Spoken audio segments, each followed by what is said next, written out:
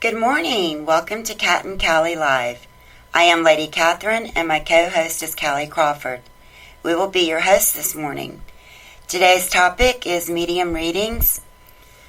Most of us have lost loved ones dear to our hearts, and the grieving process is very difficult.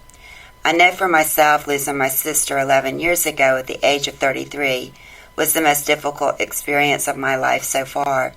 And I was one of the blessed ones to be able to see her in spiritual form after she passed. However, she would not leave my home and was becoming very annoying. She had no idea that she had passed, as her death was so tragic. And after 2 weeks of her showing up, scaring my parents, following me around the house, scaring my children, I called a medium, and she slept in my home for 3 days, talking with my sister and helping her to cross over. If not for the medium, I don't know how long it would have taken, but I am so grateful for the experience, and that was my first reality that the other side does exist. I just can't tell you how real it became for me. We sometimes need confirmation that our loved ones are at peace, or we also need that experience of receiving messages from them that they so want to get to us. And so I now welcome you, Callie, to share with us what a medium really is. First of all, thank you so much. It's great to be here. A medium, it's so many different things. I think every medium, it's just the ability to hear from people who crossed over. I mean, I have people search me out sometimes that I don't know, and I'll Google them, and their obituary will come up, and they'll be from another country. I mean, it's just that gift of being able to hear. Mm-hmm.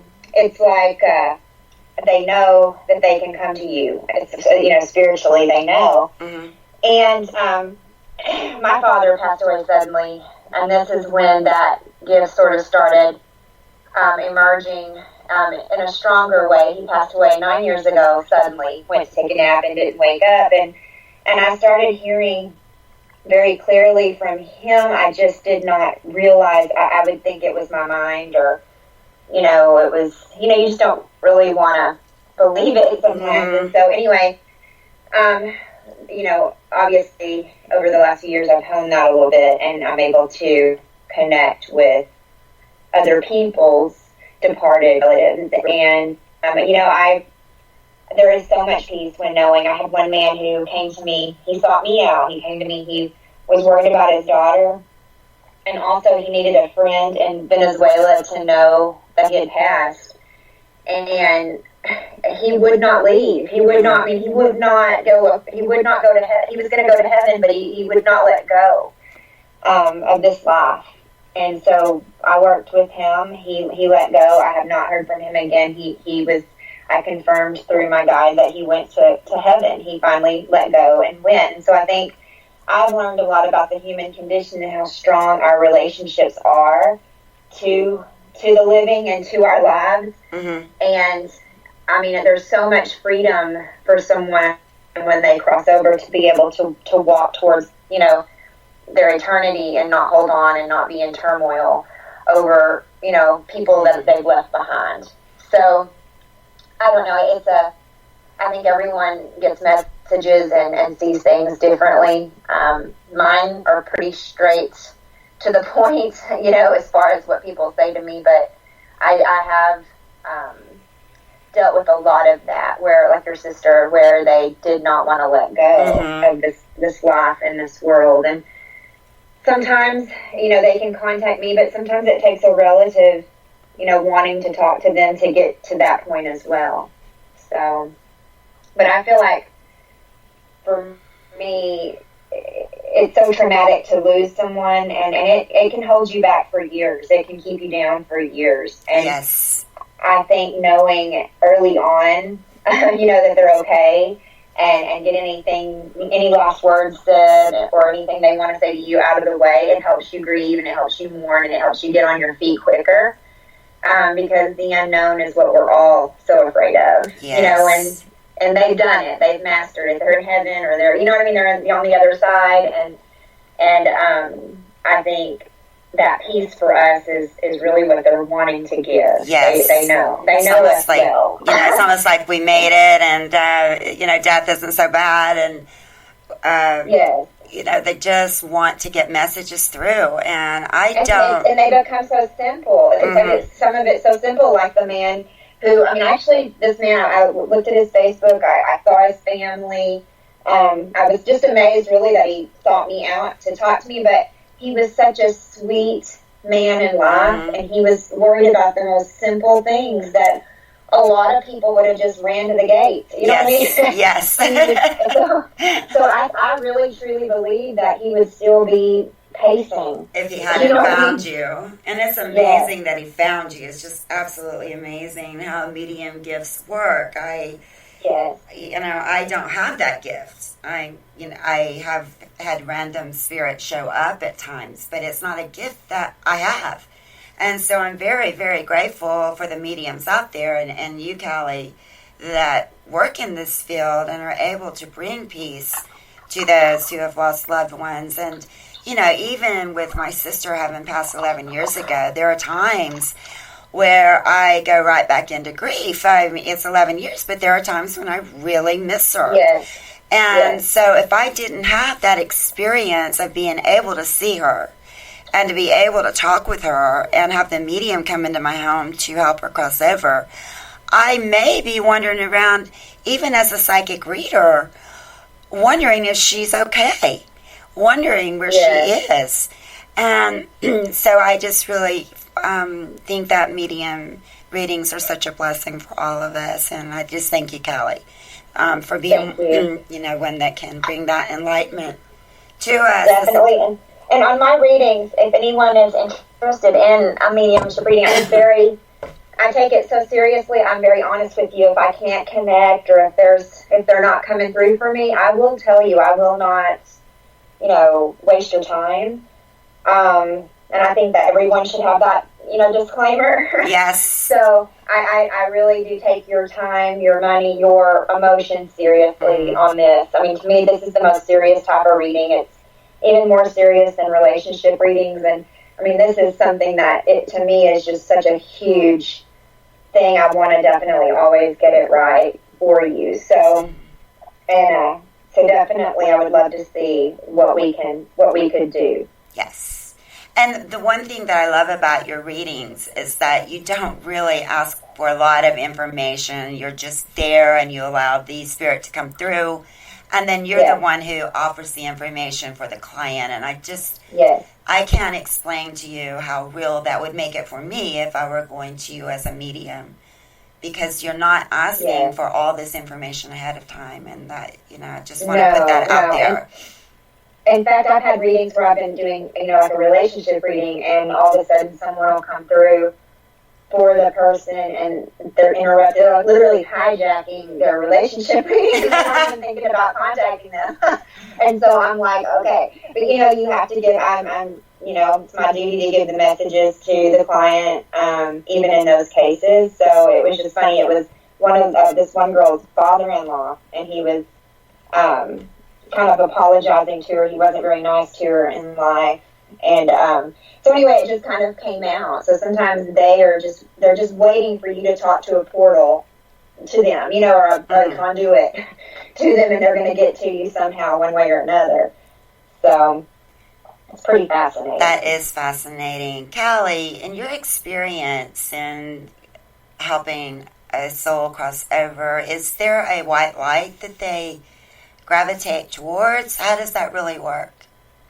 I believe there is. I believe it may be a little different for everyone, depending on their openness. I talk to souls who are so much like children, again, like they're the same person, but yet they're innocent, and they're, they see the big picture and they're not in pain. And then I've talked to souls who are, who haven't let go, who are still harboring this life and have not shaken it off, all of the hurt and all of the things like that. And I do believe those people will come back at some point, obviously. And like Alan, the guy that I spoke with a couple of months ago, he saw a light.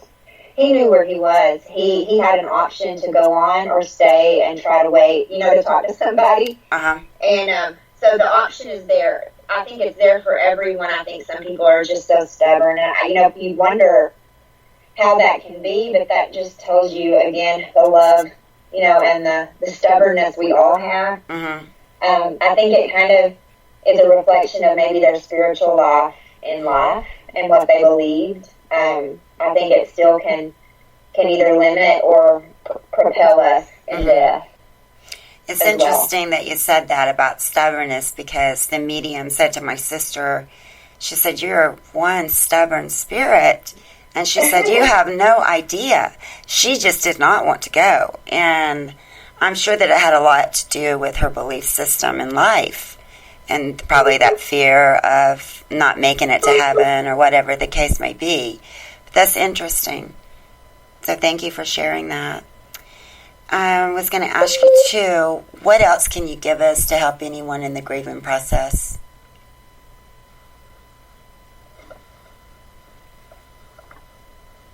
Callie? Are you there? I kind of lost y'all for a little bit. Oh, okay. I was going. Mercury is still in retrograde. Yes, it is, and I am experiencing so many technical difficulties.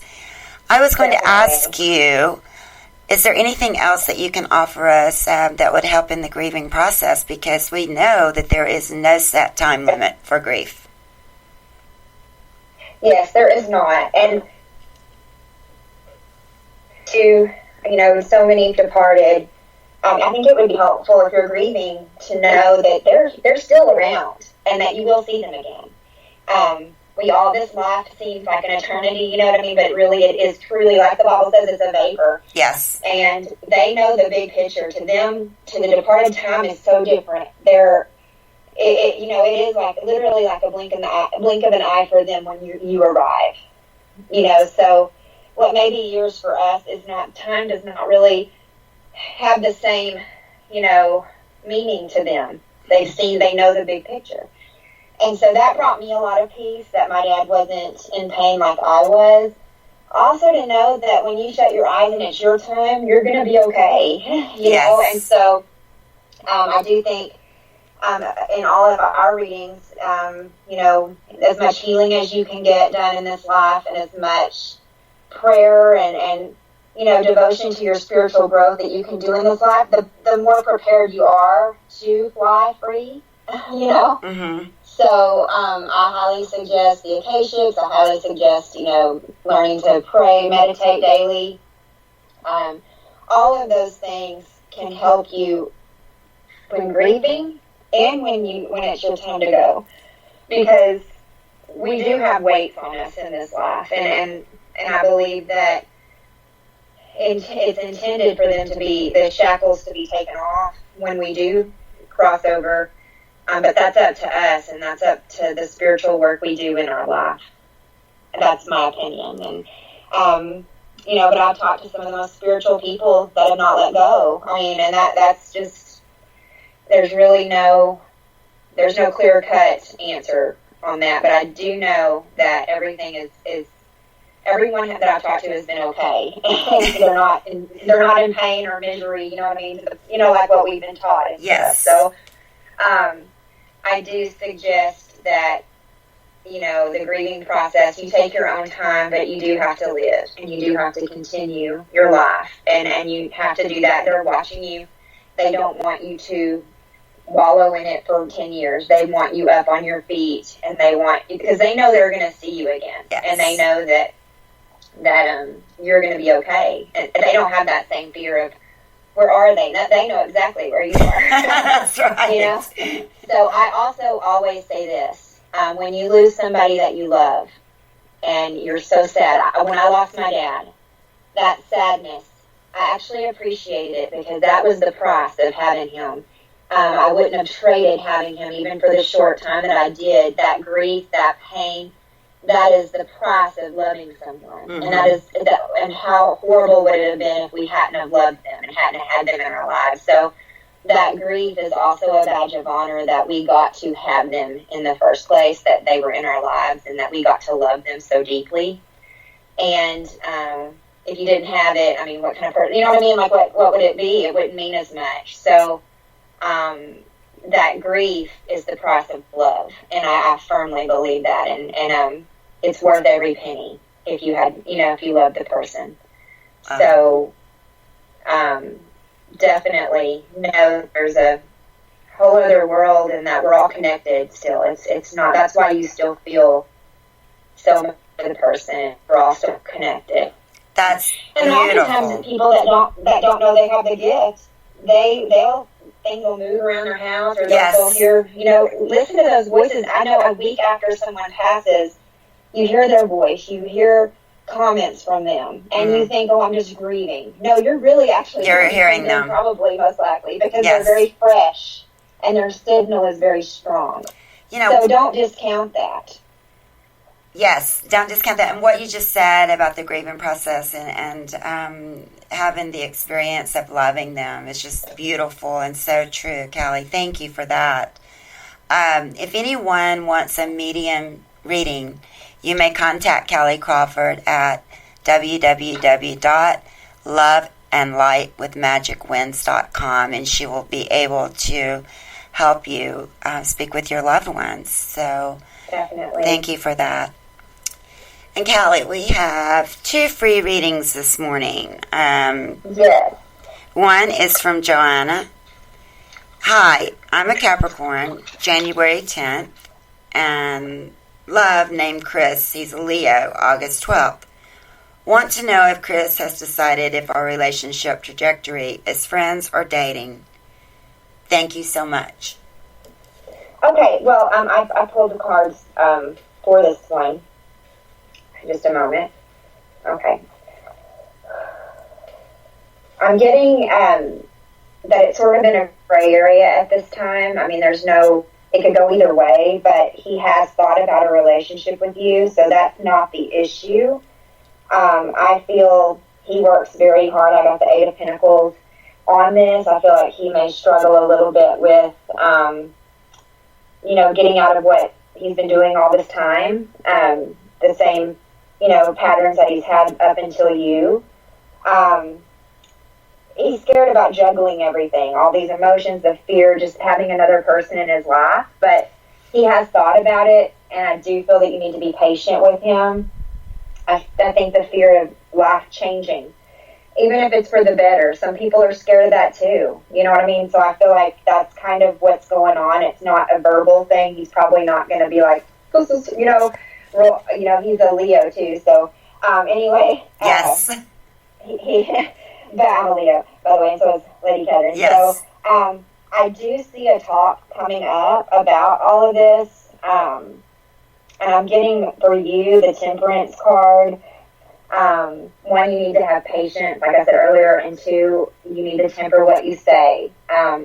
Picture kind of a little scared animal. You don't want to come on too strong, but you want to be able to communicate. So I think just maybe get some chakra balancing done on your throat chakra may need a little bit of, make sure it's not closed off or blocked, or I think Lady Catherine can probably help you with that. But make sure you're balanced when you do talk, because you're emotional. I can feel you're kind of emotional because you don't know, and there's nothing more scary than that. So I definitely see Temperance. So watch what you say, but communicate. Yes. If that makes sense. Don't speak out of emotion, speak out of your heart, and I think you'll be okay. But I don't see that this guy I don't think he's really, I think he's just sort of there, and he likes you. I don't think he's like, you know what I'm saying? Does that make sense and resonate with you, Lady Catherine? It does resonate with me. And what you said about temperance, one thing about Capricorns is they are so self-critical to begin with, and they can carry that over into criticism of others and life experiences. And I really love that you suggested the chakra clearing of the throat, because Capricorns tend to be extremely critical. Leos are just loving big kids. That's all we are. We just want to be loved. We walk around with our hearts on our sleeves. And so that means Chris is one of us, and that's what he wants. He just wants to be loved. And also, I know with me as a Leo, I switch. I'm a little bit inconsistent sometimes. So like one day I may be like, oh, I want to marry you, and the next day I may be like, I'm scared. Yes. So you got to kind of be patient, and he'll come around. Always be with him, like Lady Catherine said. If you do say something negative, say something positive as well. Mm-hmm. I would steer clear of anything negative, really, because it's really about. I just see a conversation. I just see you two. I see you right now, you two kind of talking about it, and I don't see that it's going to be some deep talk. I just feel like it's going to organically come about, and you just need to be patient and don't let yourself get so worried about it that you speak too soon or instigate something, because it's just going to organically happen, the talk, okay? Very good advice. So, very good. And I would have given the same advice and probably the same reading. So thank you for that, Callie. Okay, the second one is from James, and this one is really heavy on my heart. I suppose it's difficult thinking of one question, but there has been something burning in my mind lately. I keep getting into relationships that never work out. I don't know if it's me or what, but I'm wondering if it's even worth it. Being part of the LGBT community, dating in my area can be challenging. I suppose what I'm wondering in my heart is, will I ever find the right guy, or am I just wasting my time? I'm a musician.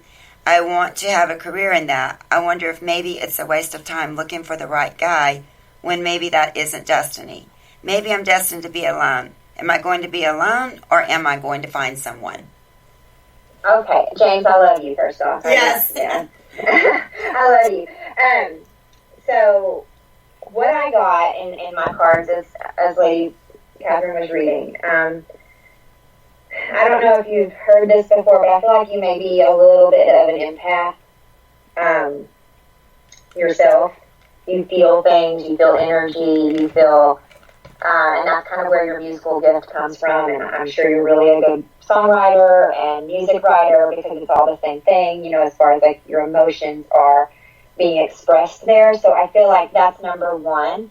So number two, with that gift, you've got to understand that you're a target for shallow, superficial, narcissistic, kind of like that's, a spiritual like target, as far as you're such a giver that you may be a target for someone who isn't as good as you, and that, spiritually good and whole, I guess is what I'm trying to say. So I'm sure you may not know the words to it, but I'm sure you've come across a lot of narcissists, a lot of just very selfish people in your past. And I also see that you want to be in a relationship and you want someone so that you jump in so fast, and it's not really about what you want or who you want, it's who wants you. And that's where we need to work with you. I'm very similar to this. It's like, oh, they want to go out with me, so I better say yes.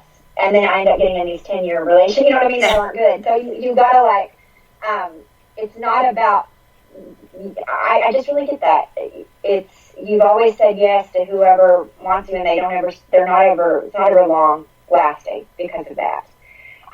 This musical gift, I get such a talent for you, and I don't see you being alone at all, but I do see that your type needs to change. Your community is a little bit, it's tough to date if I have a lot of gay friends who, it is tough if you're a really good, solid guy to find another good, solid guy, but you're going to have to focus on friendships. You're going to have to, it's not all about the, sweeping someone off their feet. I really, truly believe that what you're looking for is companionship and friendship that turns into love, that becomes a deep love, a companion love.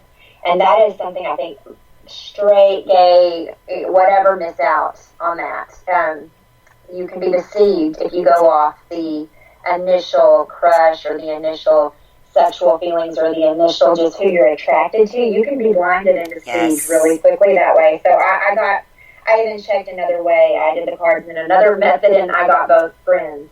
And I'm not saying that you're just going to be friends with someone. I'm saying that that's what you need to work on with people before you date them. And you need to make sure, you need to quit letting them rule you out. You need to start ruling people out based on what you want. Because James, you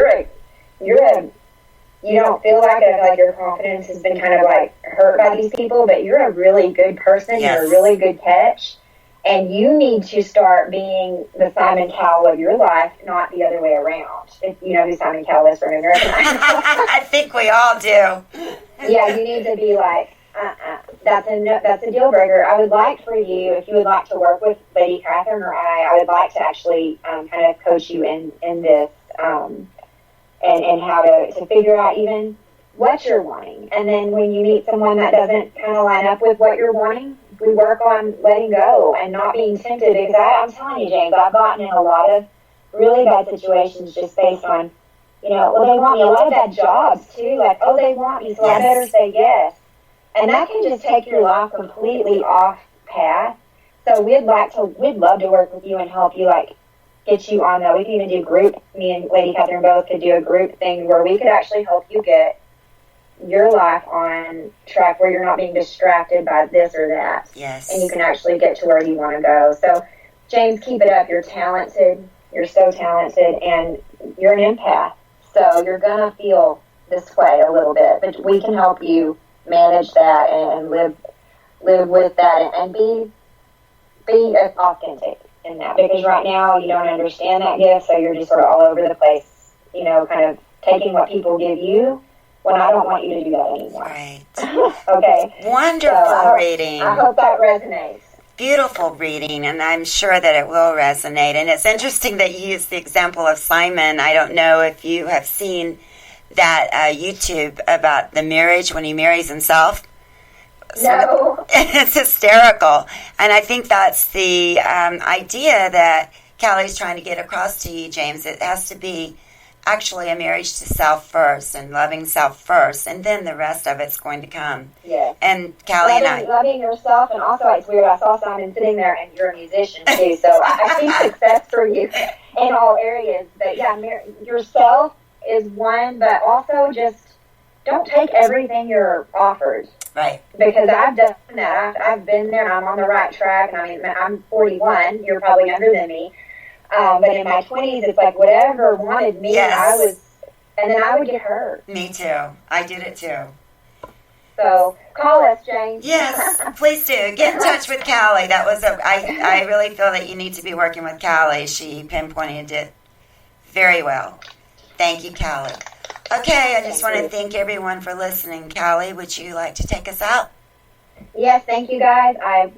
I pray that, the rest of the week and weekend is good for you guys. I want you all to be meditating and praying and really setting your intentions on what you want, but also what's right for you, not just what you want. But let God, let the universe really, give to you and be open to receive whatever they give to you, because that, I think, is a mistake we've all made. And no matter what you're seeking advice on, keep that in mind. As well. So I hope everyone has a blessed day, and we will be back next week. Thank you. Thank you. Good night, good morning. Bye. Have a good day. Have a good day.